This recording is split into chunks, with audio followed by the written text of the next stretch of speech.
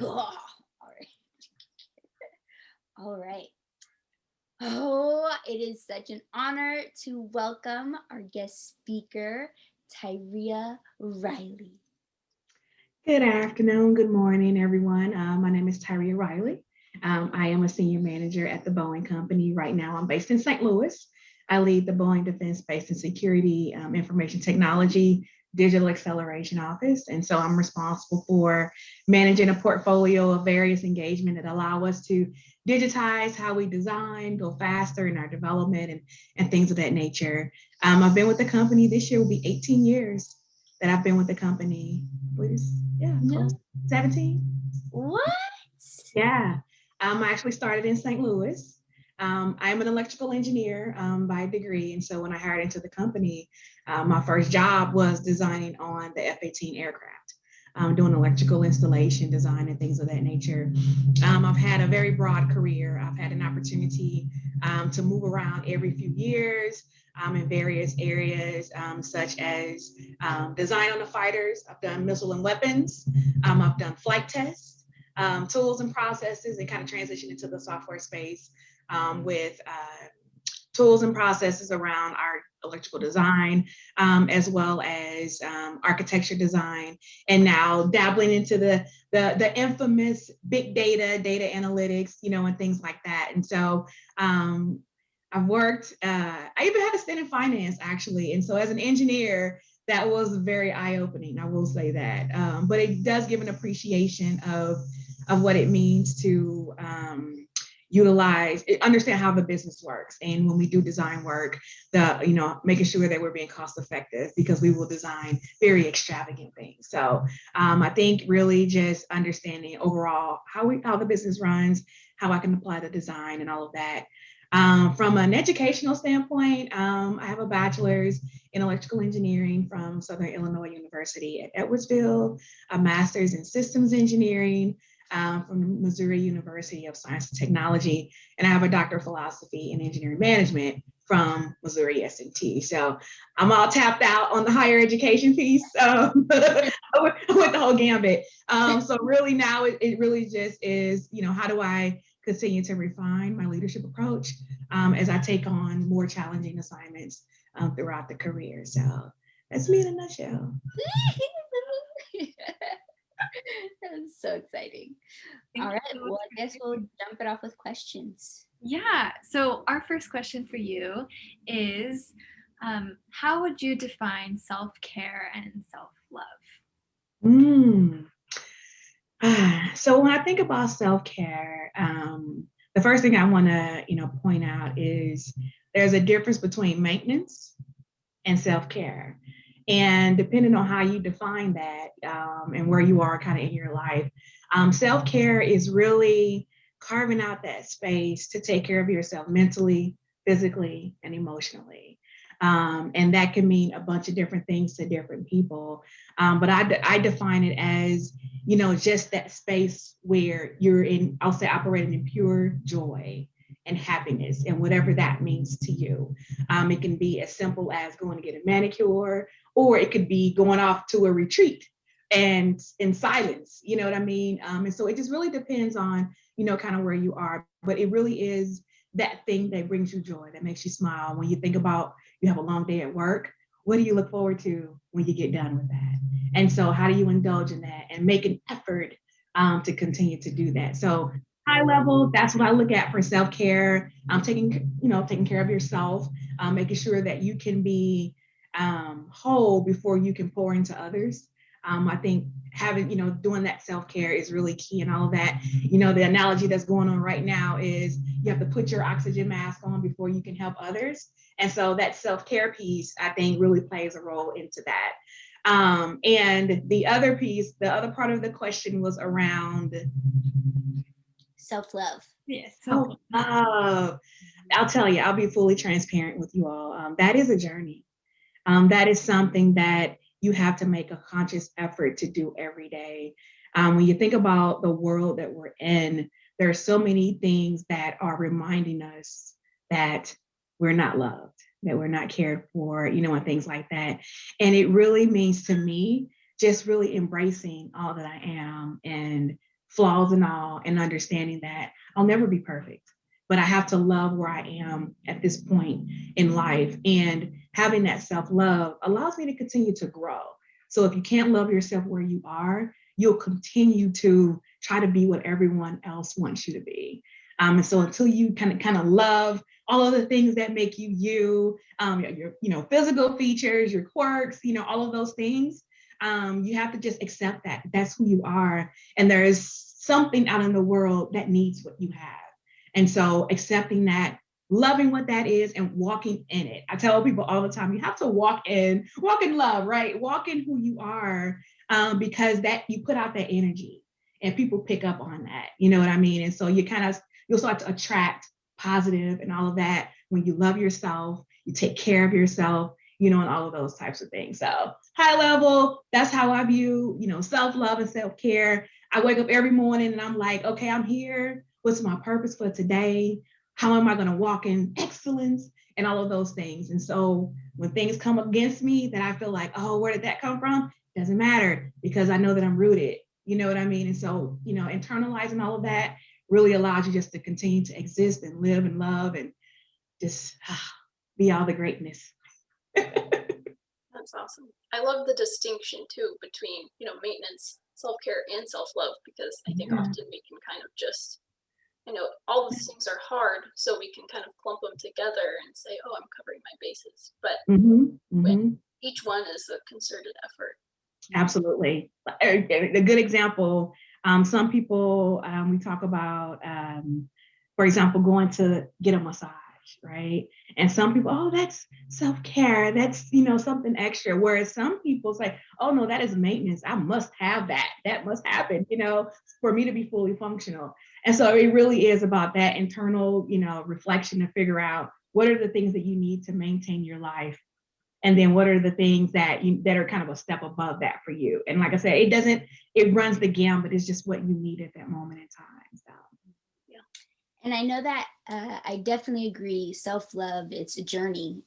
You have to, even once you reach that point where you can truly say that I unconditionally love who I am in this moment, you have to continue to pour into yourself and water your own garden, and give yourself the nourishment you need. So my question is, what are some ways that you maintain and tend to your own internal garden?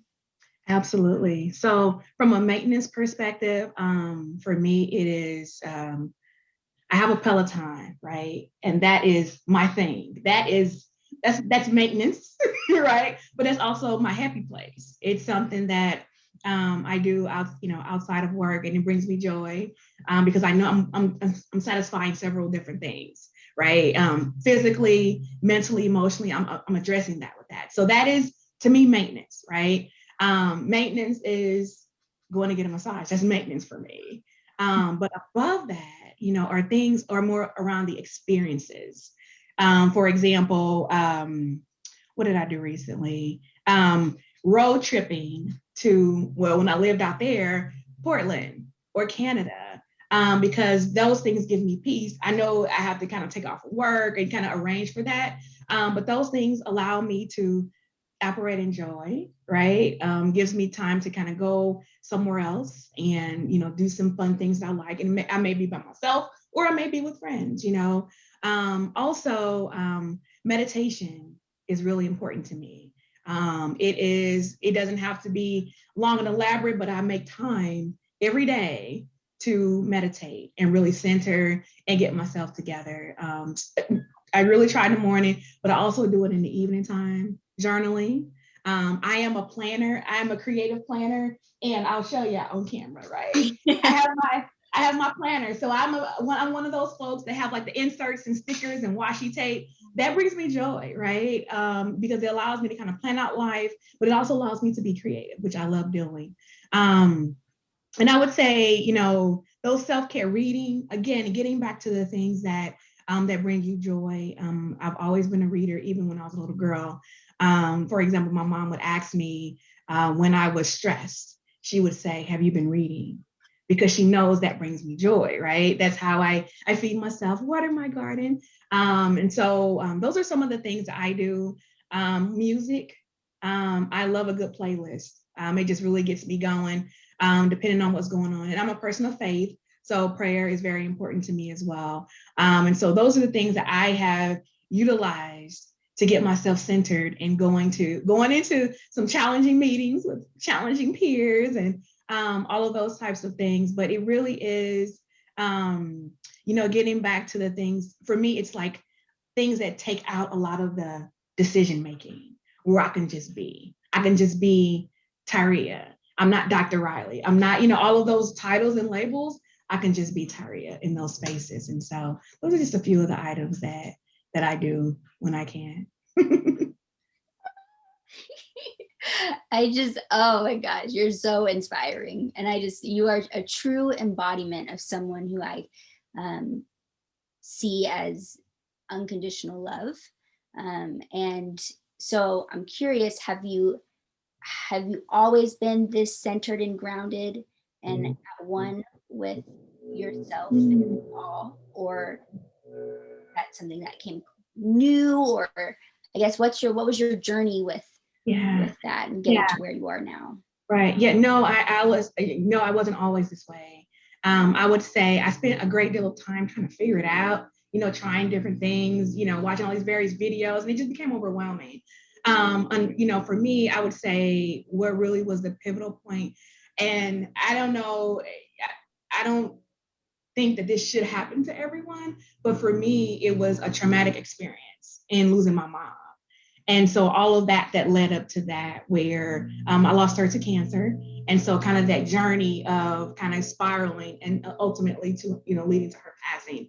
And so when I think about during that time, when she was here and ill and taking care of her, and like literally thinking like I would trade places with her. So when you think about unconditional love, it's like, would you lay it down? Would you lay it all down for this thing or that person, or whatever the case is? And for her during that time, yes, I would. And so after having gone through that, I look back and I say, okay, that's what unconditional love looks like. No hesitation, no conditions, no, if you do it this way, it was absolutely without a doubt, I would do X, Y, and Z for her. And so I think about that now, right? When you tell someone you love them, whether being in a relationship or it's a family member, what does that truly mean, right? And so for me, it gave more weight to when I tell someone I love them. And when I think about I unconditionally love this person, what that means for me, right? And so I really think that that was my moment. And I would say sometimes it takes something to happen for you to really understand what that means and what that looks like. Like I said, there's all types of stuff in society that tells us what love is, and different types of posters with quotes and memes and all of those things, right? But when you think about like real life application, you're in a situation and you have to make a choice. Would you do it? And kind of going through that was it for me. When I think about kind of taking care of her and like literally taking care of her, washing her feet, like that's the ultimate act of servitude in my opinion, right? And doing that, it's like I would do this for unconditional love, right? And so now when I think about what that love looks like, I reflect on that time and I say, that during that time I remember how I felt spiritually and emotionally, and I try to tap into that. And if I'm kind of testing the waters on, do I love someone, all of that kind of stuff, it's just kind of like, what does that feeling look like? Does it really resonate like it did before? And that's like my litmus test, right? Of what does that look like? But yeah, that was my moment. And this was 2016. And so here we are at 2021, when I think about that and, and I tell people like, I'm not going to say it if I don't mean it, and I really make sure that, those that I do love, that they understand what that means coming from me. And so I don't feel bad about, giving it out because I know like this is genuine. And so that unconditional love, I think that each person has to do their own internal reflection to figure out what unconditional love looks like and means for them. You know what I mean? And so when you're operating in that space, you won't use those words loosely because they mean so much to you. And so that's kind of my story of how it worked for me. Like I said, before all of that, it was like, oh, I love you. Oh, it's great. It's unconditional love. And really, it's not. It's not, right? But really having gone through something that required it really showed me what it was. And were you able to then give that unconditional love to yourself soon after that? How did you make that? Absolutely. When all of that happened, it was the establishment of boundaries and what that looks like, right? And so when you think about, to the point about the energy, you'll find that people will notice when you're shining light and you have this good energy and they're like, oh, I want some of that. I'm going to take, because that's what I do. That's what takers do, right? And so establishing those boundaries of, I know what my love looks like and feels like now. And now I have to be protective of it because I know that there are people in the world that will take advantage of it. And so, going forward, it definitely shifts how I interact with people, how I give freely, and all of that kind of stuff. And then for myself, it is like, what that feels like, what that looks like for you. And so all of the things that I poured out to my mom, I pour into myself now.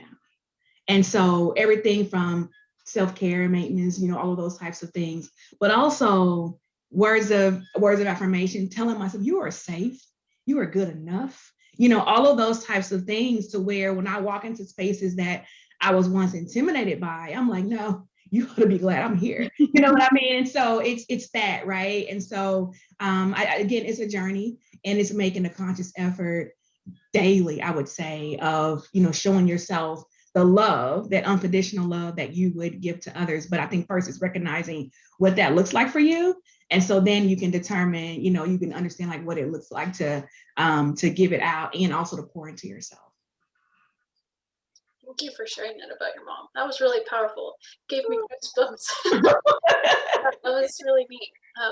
But I'm also curious too how within STEM it's been kind of maybe a challenge with self-care, self-love. You said walking into those intimidating environments. So how is it unique to STEM in that way?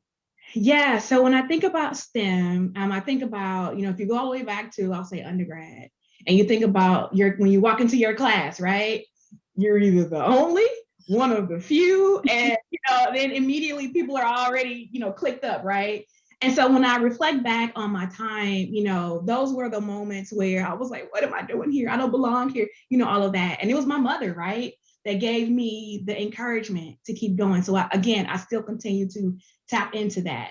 And now, being in a corporate environment, it looks very similar to undergrad, quite honestly. You walk in and, and in my case, now it's like I'm the senior manager. And so when I walk in the meeting, they're like, oh, well, we're waiting for leadership to get here. And I'm like, leadership is here. You know what I mean? And so like, walking into those environments and knowing that, I pour into myself with that self-love, that maintenance and self-care. No, it's no more of like, what am I doing here? It's like, oh, I am here. You know what I mean? It's that, right? And then that comes out. And I would say, in the STEM field, being knowledgeable about your craft.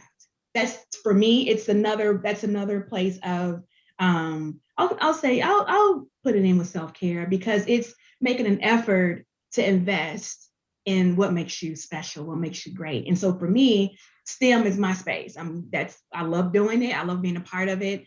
And so making sure that I am continuing to pour into myself in that way, understanding what's going on, and continuing to develop myself as a leader, all of those things that matter. And so when I walk into these, meetings and I'm giving these presentations, it used to be nervous wreck, right? I mean, a situation where I couldn't get the words out, right? And now it's like, well, where's Tyria? Tyria needs to come in here and do this presentation. And so people pick up on that, right? And so it's no more of being intimidated. Now people are intimidated by you, because they're like, I know she's going to have something good to say. Her energy is going to come through the thing. I'm ready for it, right? And so it's that, right? STEM is one of STEM. It's hard. And, I've been told numerous times that if it were easy, everyone would do it. And so I think it's important to, recognize that to operate in STEAM, whether being in undergrad, in academia, as a professor, or even in a corporate environment, is that you bring something to the body of knowledge in that space, and to accept that, walk in that, with all of your quirks and all of that. So I'll tell you, I'm the person, I walk into meetings where my hair is pinned up, but my hair is waist length and it's colors in it. And I just walk in like, let's do it, because the one thing is that I know that I bring something of value to the team and to the table. And I walk in that. And and it continues to be a thing. And I will say, sometimes some extra self-care is needed depending on the day. When you've had those meetings where you're just like, oh God, who is this person? You know what I mean? And so, you will run into characters like that, right? But again, it's like, okay, what do I need to do to recenter myself? When you walk out of a meeting where it didn't go the way that you thought, or you ended up with more work, or someone said something that you felt was disrespectful, or things like that. And it really means that, having the self-awareness and the value of yourself, that if someone violates the boundary, you can pull them to the side and say, hey, we all are marching towards the same vision, mission. However, from a respect perspective, we can't have that, and just putting it out there. And so when you teach people how to respect your boundaries and respect you, that self-love, you'll continue to grow, and people will pick up on that, and they'll be more aware. The next time they think they're going to cross the line with you, they'll think twice about it.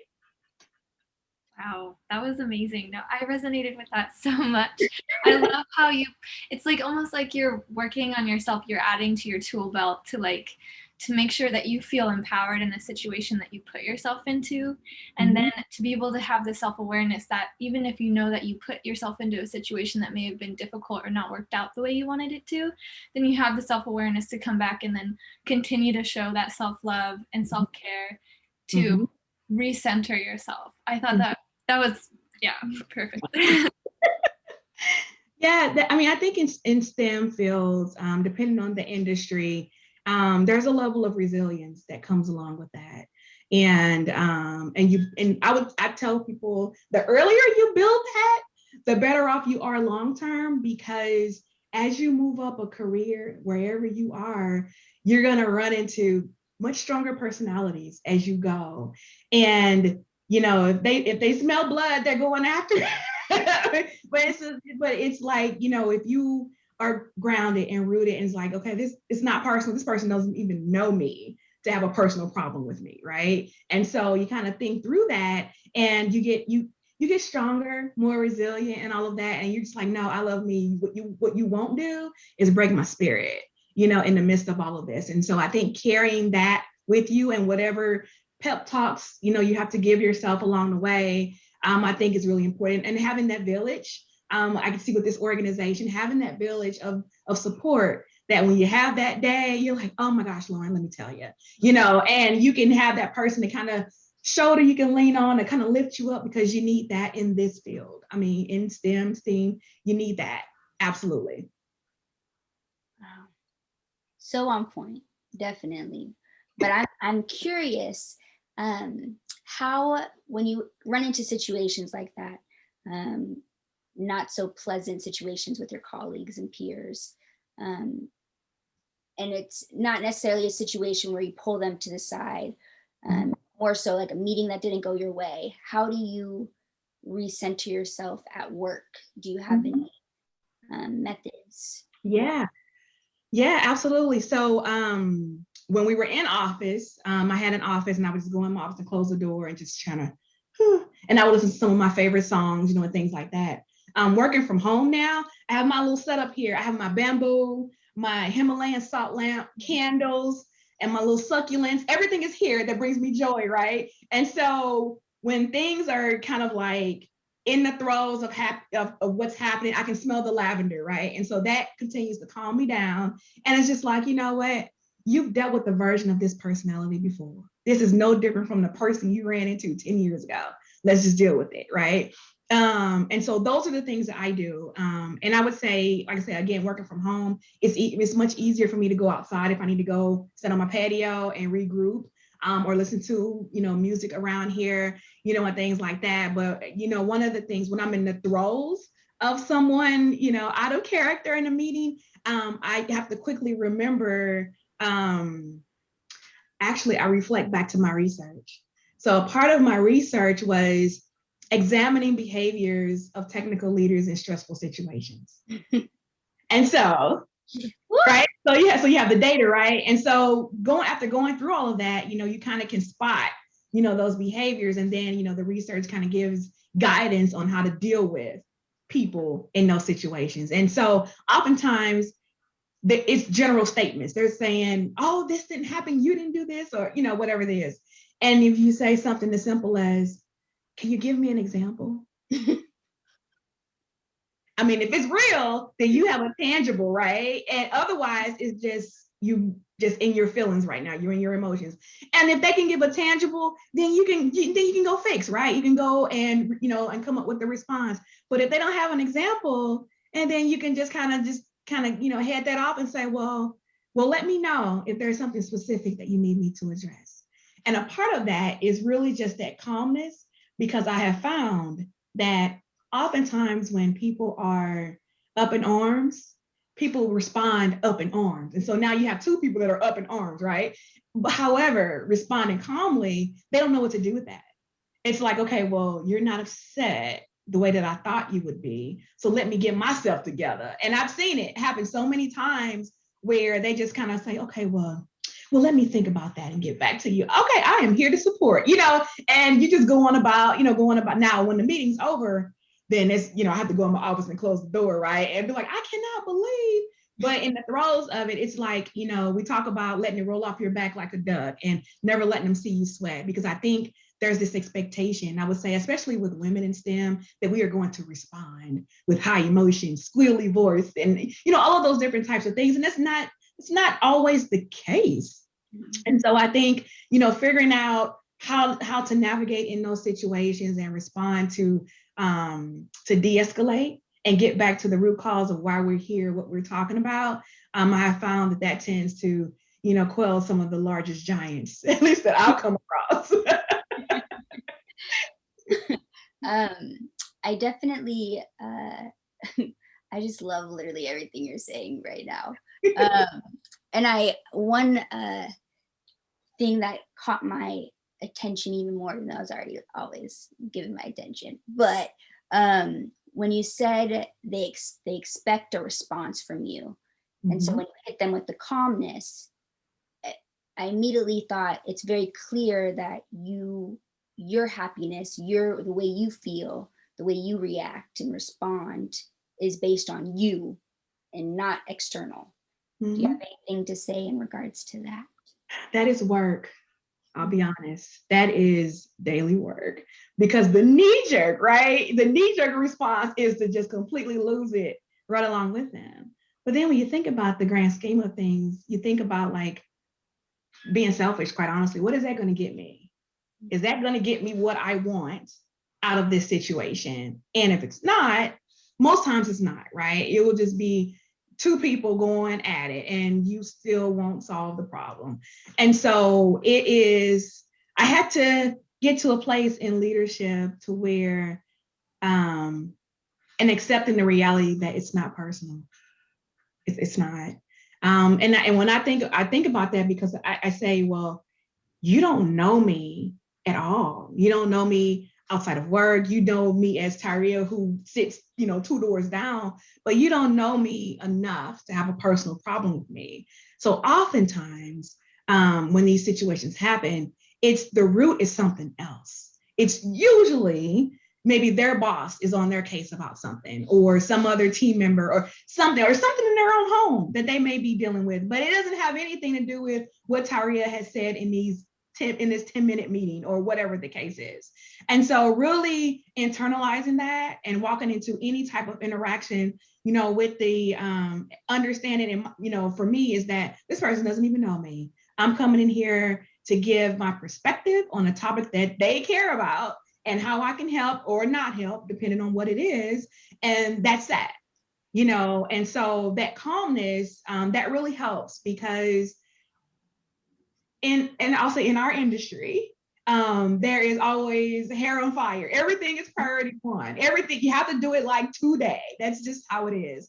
But everybody can't be hair on fire. There has to be somebody that is grounded in reality to say, okay, we're not going to get everything done today. What matters today?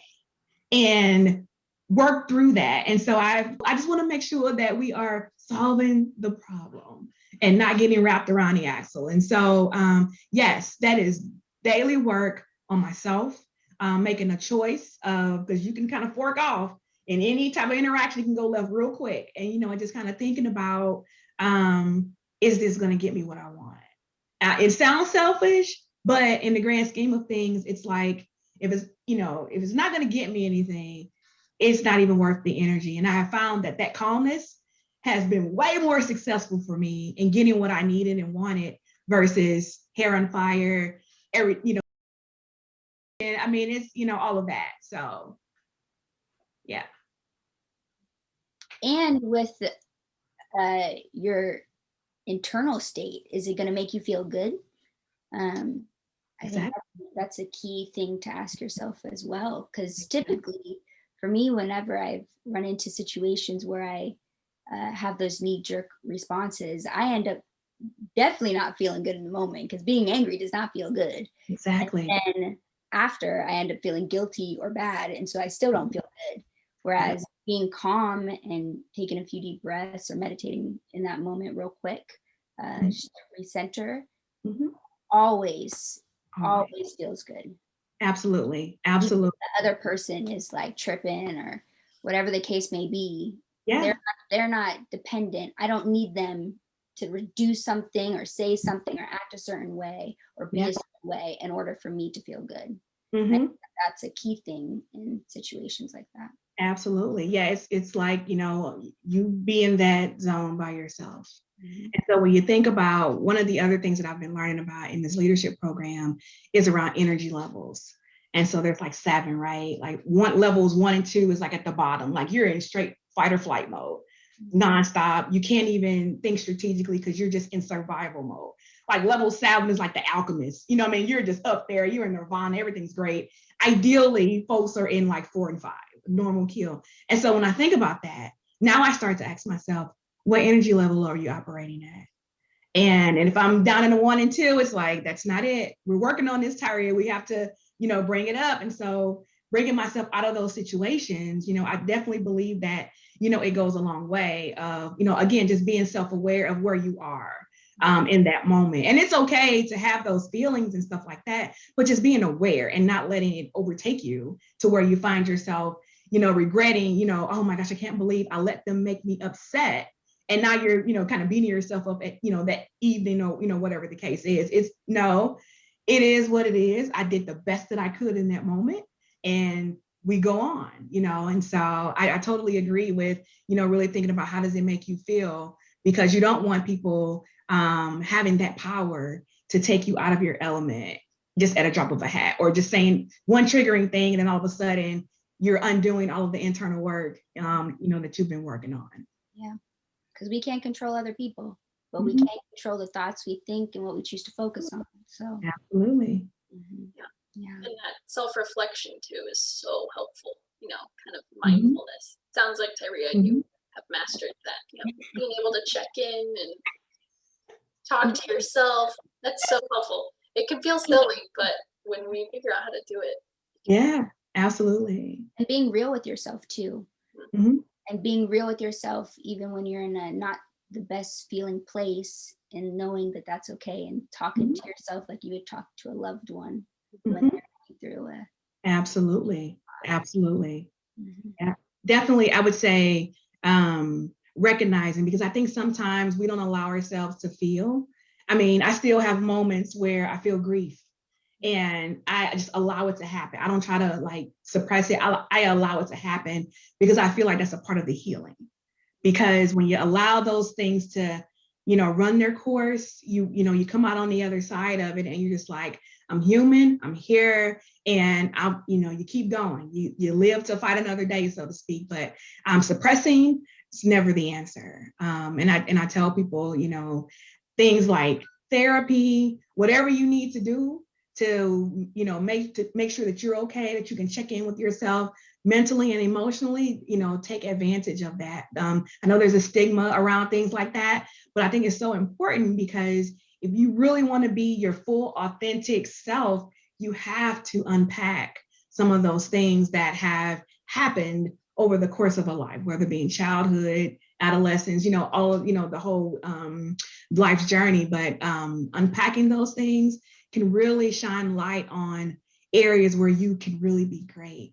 And once you heal through and acknowledge and all of that, you just operate at a level to where you're just like, you know what, this is not going to bother me. We're going to keep it moving. And that's what it is.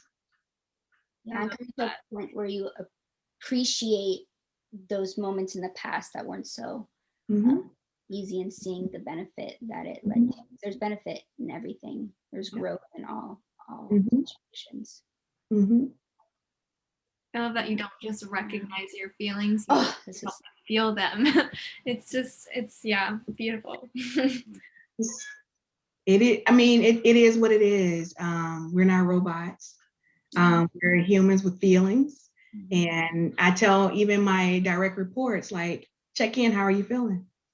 And then I can, having those types of talks with them and building that trust, I can tell when they're off, right? And I'm like, what's going on?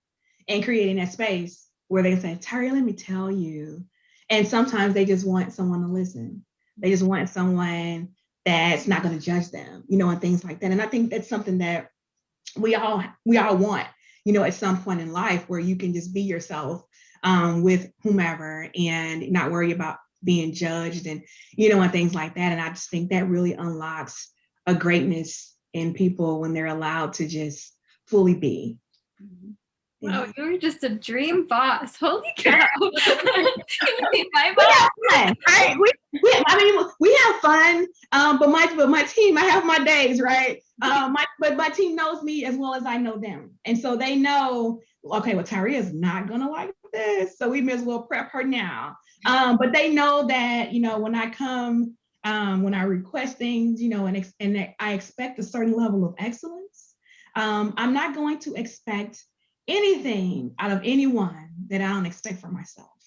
And so when we have, you know, work conversations and things that we need to get done, you know, it's that knowing when to be a leader, a manager, a coach, you know, mini therapist, you know, whatever you need at that moment for them to operate in their full potential. You just have to be that. And I think from a leadership perspective, especially in STEM, because we deal with zeros and ones. I mean, engineers is like, there's no gray area. It's either it is or it isn't, right? And but at the same time, it's like, okay, well, let's just unpack that and strip all that away right now. Let's talk about what do we need to do to refine and be better. And so creating that space for people to do that and be that, I think goes a long way. And in return, I end up with amazing team members who go above and beyond because I'm not micromanaging them. I'm not making these unrealistic demands, you know, and things like that. So we have fun. Like I said, I love to have fun. I believe in self-care and balance. I am not the manager that's emailing at 8 or 9 o'clock at night and expecting someone to respond to me at 8 or 9 o'clock at night. Absolutely not. And so, you know, creating that environment, you know, to where now we're in this virtual environment, everyone's home, and you think about it, some people are taking care of little children. And so that flexibility is very important. And knowing that I trust you to do what you said you were going to do. So if you need to step away to take care of family stuff for a while, do that. I'm not going to check and see, just deliver what you said you were going to deliver when you were going to do it. And if something comes up and you can't, let's have a conversation about it. And so again, you know, creating that space where they will do that and not be afraid to say, well, I'm falling short or whatever. And it's like, okay, it's fine. How do we get on track? You know, and, you know, so we have fun and on my teams, and just because life is serious, work is already serious, right? And we're together a lot. And so it's like, let's just create a space where we can be all in and have fun and do great things and solve challenging problems. So I think that further even shows how important it is to surround yourself with like really uplifting people. Not just, I mean, you obviously want your group of people that you can go to and trust, but it's also important to put yourself in a good position work-wise. Like you don't want to go work for someone that you absolutely don't like and don't get along with. Mhm. Even if it's something that you absolutely love, you can find that elsewhere with a better team. Mhm. That's a really cool thing to think about, you know? Mhm.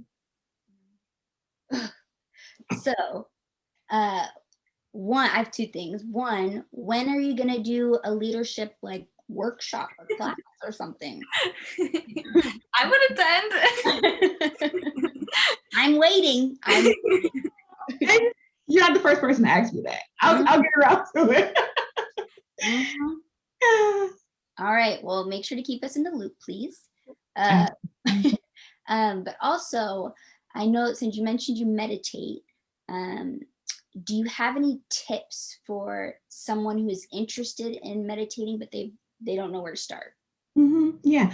I would say you can do, meditation, a couple different ways. The first thing I would say is don't get hung up on the routine of it, of got to have the pillow and then, the legs cross position. And you're kind of just like, don't get caught up in all of that. It really is just that moment of just stillness, quiet, and just start. If you find your mind wandering, it happens. It's okay. Just acknowledge that and just bring it back, and just start off small. Don't start with, I'm going to meditate for 60 minutes. No, because you start with like, a couple minutes. And then as you get more comfortable, then start to expand, right? There are so many meditation videos and audio recordings on YouTube. I listen, some of my favorites are Michael Sealy. He's a favorite.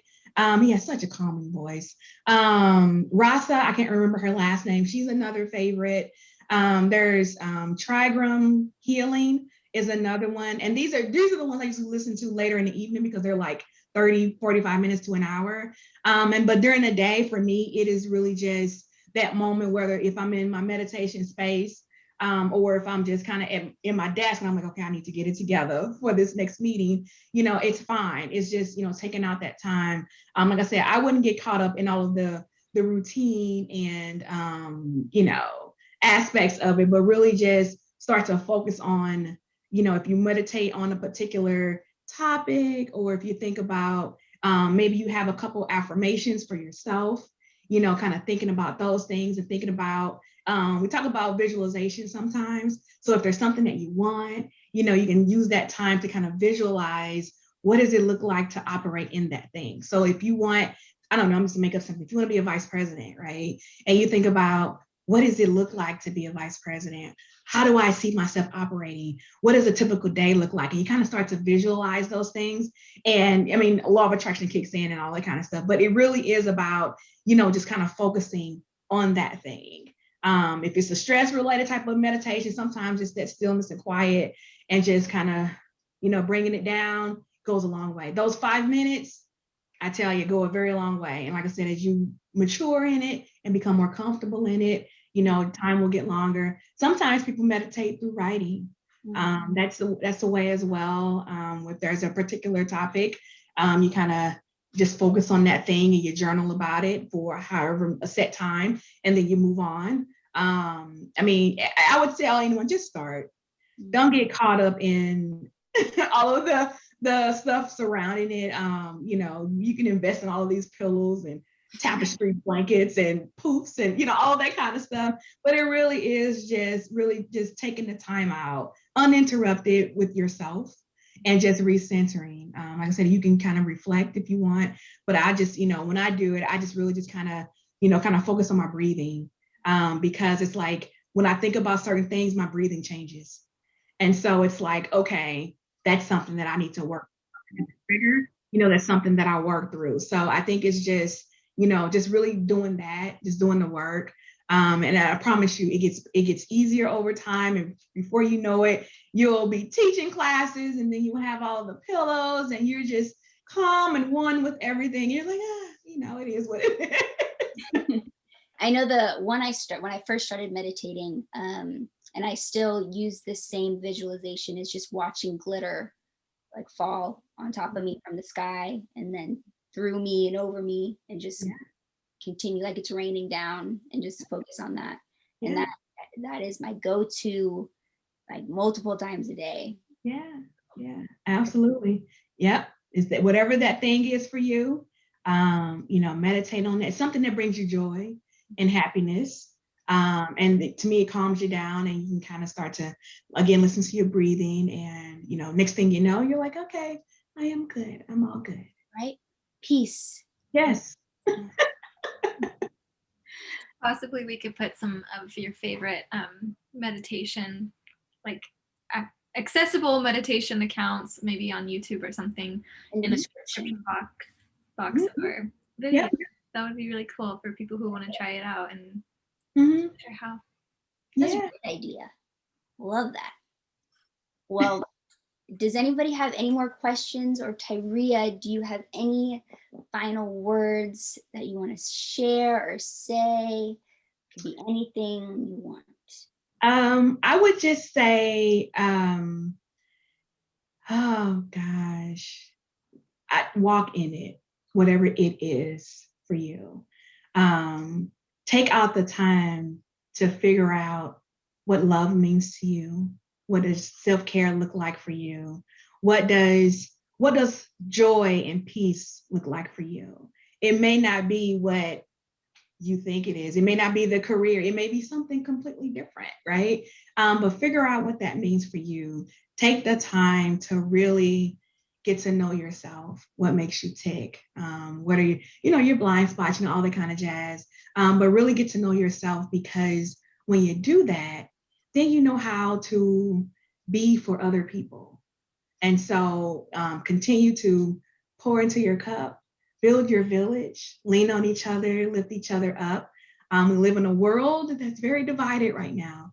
And so it's very important to have that trusted circle, and whatever that looks like for you, that allows you to be your authentic self, that allows you to thrive and grow as a woman in STEM fields. I think it's very important for that. And, and it's okay if you don't get it all right. Yeah, it's okay. It's okay. And as long as you don't stop trying, right?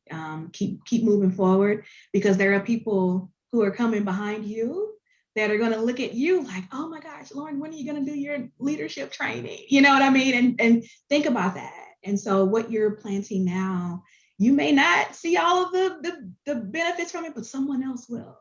And so keep that in mind as you're on your journey of, developing, doing all these great things with this organization. Think about, 5-10 years from now, when someone else comes along and can benefit from your story. So, yeah.